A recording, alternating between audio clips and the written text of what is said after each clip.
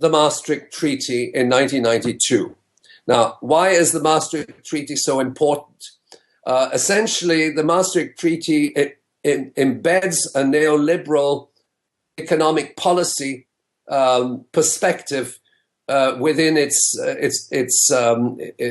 articles of agreement, but specifically it refers to monetary policy, and it creates conditions whereby the individual member states are not allowed to use monetary instruments to mobilize internal resources and deal with internal debt operations. In other words, you can't finance your internal development without borrowing money from outside. And now eventually what happened is that the Maastricht Treaty then evolved towards the Eurozone. Of course, not all members of the European Union are members of the Eurozone, but the Eurozone essentially means you have a European Central Bank, which then controls monetary policy in each of the member states and ultimately creates debt. And that's the plight, let's say, of Greece. It's the plight of several countries, whereby the centralized power of the European Central Bank ultimately creates conditions of economic collapse and mass indebtedness, precisely because it disallows countries to use their central banks to mobilize resources. And also putting forth this notion of independence of the central bank, namely that the central bank does operate separately from the government. So that is a little bit the background. Today, I would say that European Central Bank is controlled by Wall Street. And the same thing is true for the Bank of England. Both of them are led by former employees or officials of Goldman Sachs. So does this mean, in this reading, that the European Union is still an economic dagger aimed at the heart of Russia, essentially? That this is a form of economic warfare that drives the wedge between Europe and Russia? I would say yes. I think it does drive a wedge because the European bureaucracy, which really takes its origin with the Lisbon Treaty, 2007. Of course, it existed previously, but it provides it with a legal framework, and it prevents individual countries from really having bilateral trade agreements, let's say, with other countries without going through the Brussels bureaucracy. And the dynamics today, particularly with the geopolitics, the threats directed against the Russian Federation, NATO's expansion, what it is essentially is to restore the Iron Curtain, to restore the economic Iron Curtain.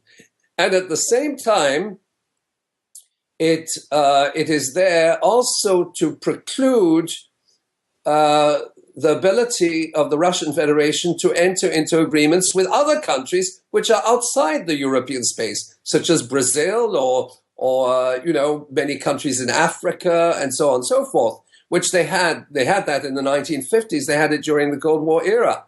Okay, so that essentially it is a policy to isolate Russia from an economic standpoint, and it more or less merges with NATO, because NATO is the military arm of it's the military arm of the Western Alliance, of the Atlantic Alliance, but it encompasses most of the member states of the European Union, and as a consequence now, the confrontation between Western Europe and or the West and the Russian Federation is also in the realm of trade.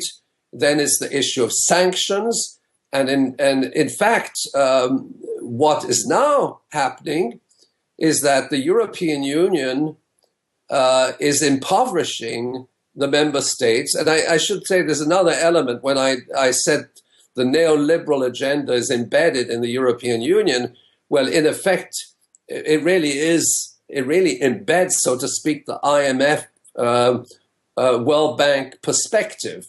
the Washington consensus is embedded in the European Union's bureaucracy, in the European Commission, so that when they act in relation to individual countries, they are in effect replicating the actions of the International Monetary Fund in, let's say, in relation to third world countries, except these are not third world countries.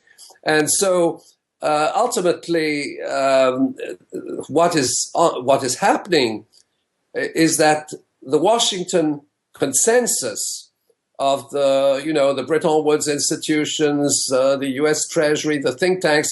I would add also, of course, Wall Street is behind all that. Okay, and ultimately, what we see unfolding is the U.S. colonization of the European Union, where ultimately this entity is indirectly part of a hegemonic project. And of course, the end game is the TTIP. It's the Trade and Investment Partnership, the Atlantic Partnership, which is really contiguous to the Atlantic Alliance and military affairs.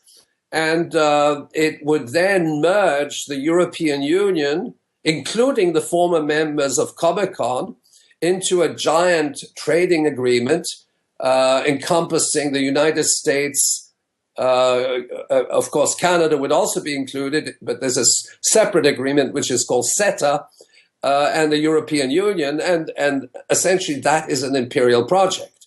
Now, we have to see how this is going to evolve, because the European countries have their own people and their own agendas and their own movements. And there's increasing awareness of the nature of this project.